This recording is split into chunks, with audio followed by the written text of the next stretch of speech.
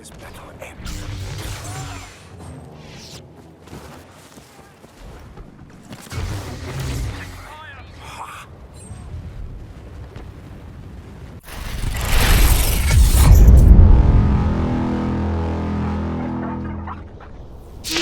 Hello everyone, and welcome back to the channel for some more Star Wars Battlefront 2 news. And today, oh boy, we don't have a ton of different topics to cover, but we do have a few big ones. The first of which is equal parts hilarious, and actually quite a great temporary change, but it's pretty funny nonetheless. So let's just jump right into the news because I really want to talk about this.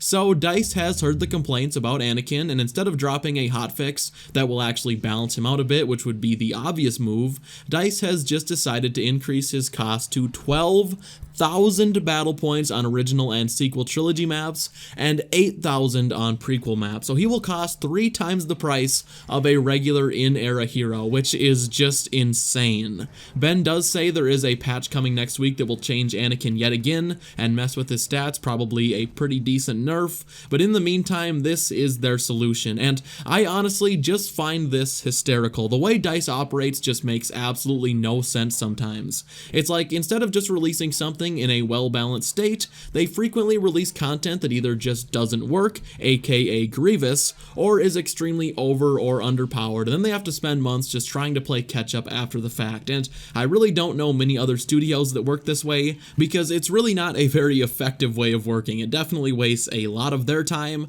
and then we have to sit around waiting for the content to actually come out in the state it should have been back when the content was first released. And it's definitely a bit of a band-aid while they work on other things. Personally, I really haven't been having too much trouble dealing with Anakin players lately, but that's definitely more of a testament to how bad most players are, as opposed to him actually being balanced.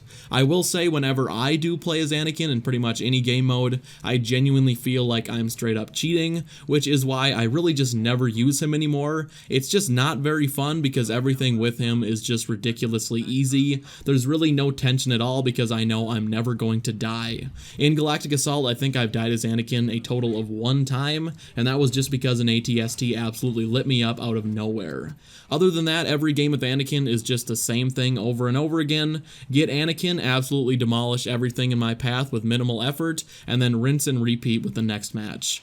Like I've said in the past, I do hope DICE actually puts some effort into balancing Anakin. It would take a lot for DICE to over-nerf him, but I definitely wouldn't put it past DICE. His pull dominance is fine as is, his passionate strike is too. Really what mostly needs to be changed is retribution and to a lesser extent heroic might. Retribution needs to give some sort of warning before it goes off, as there's literally no way to see it coming, and for how powerful it is, that just isn't fair to anyone.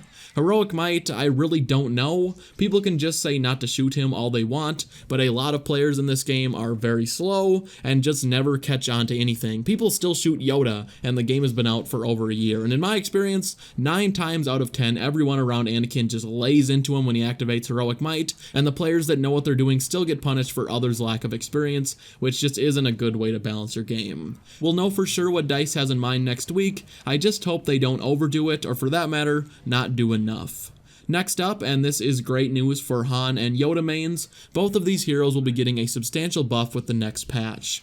Yoda, in addition to his lightsaber block, will once again be able to dash attack through blocks, and all I will say in regards to this is, if they keep his lightsaber block with the current amount of stamina he has, he is going to be pretty much unstoppable in heroes versus villains. He used to be relatively balanced and super fun to use because while he couldn't block, he could force other players to stop spam blocking by dashing in and out while damaging them pretty substantially. Now he'll be able to block all attacks, but will also be able to damage through blocks 3 times in a row, so I'm pretty curious how this will all pan out. For Han, I think allowing his shoulder charge to completely break blocks is an excellent change. He used to be able to damage through blocks, but it won't stagger at all, but now he'll be able to stagger them completely while I assume also dealing the same amount of damage. This should make Han even more of a beast than he already is, and other than maybe a small buff to his health regeneration, I think Han is in a really good place.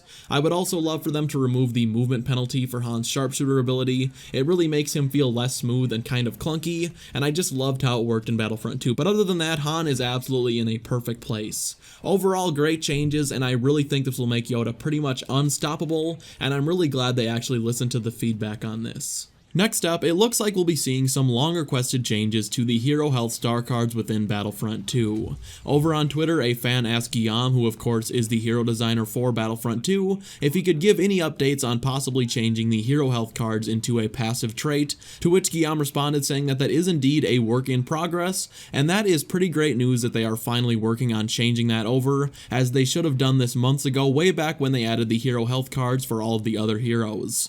Making that a passive trait will be such a great change and will be amazing for customization, as with most heroes, you really only have 2 star card slots available for you in Galactic Assault, as not running the health on kill star card is just a really dumb move, with the exception of heroes like Phasma, who of course has to get kills with her staff strikes, which is just not worth it. Removing health on kill star cards and adding it as a passive ability will make the heroes feel so much more customizable, as with most heroes, pretty much everyone runs a very similar setup, and honestly, for a lot of my heroes, I haven't changed my star cards in months because there's just no reason to for several different heroes. This is pretty big news that has just kind of went under the radar, so I wanted to quickly cover it as it's pretty exciting for those of you who love to play heroes like myself and aren't big on regular trooper play.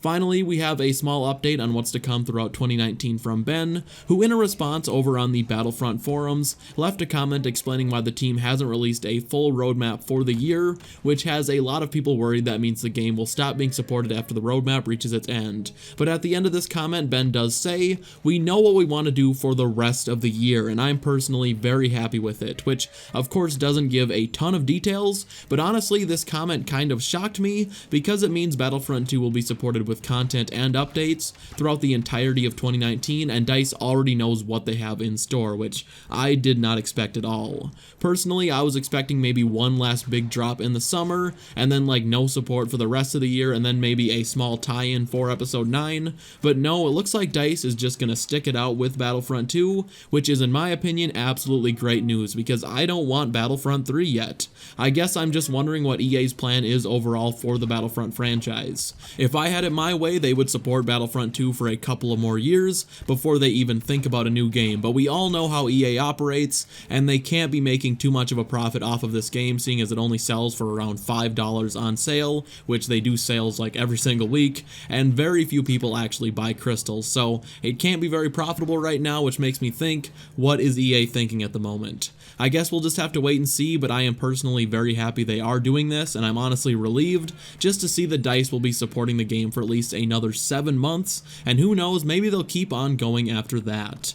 Well guys, that is going to do it for today's video. I know it was a bit of a short one, but tomorrow How to Not Suck will return with a vengeance, and this is a video I've been teasing for a very long time, and a hero guide that I haven't updated since the month of launch, and it's probably the hero that has changed the most since I posted my original guide, which is terribly outdated at this point. Do not watch it. If you think you can guess which hero I'll be covering, definitely leave a comment down below. It shouldn't be too hard to figure it out.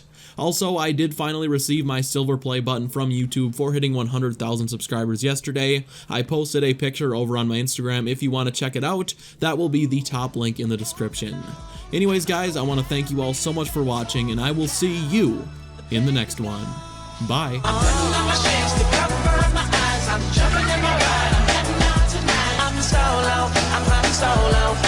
solo.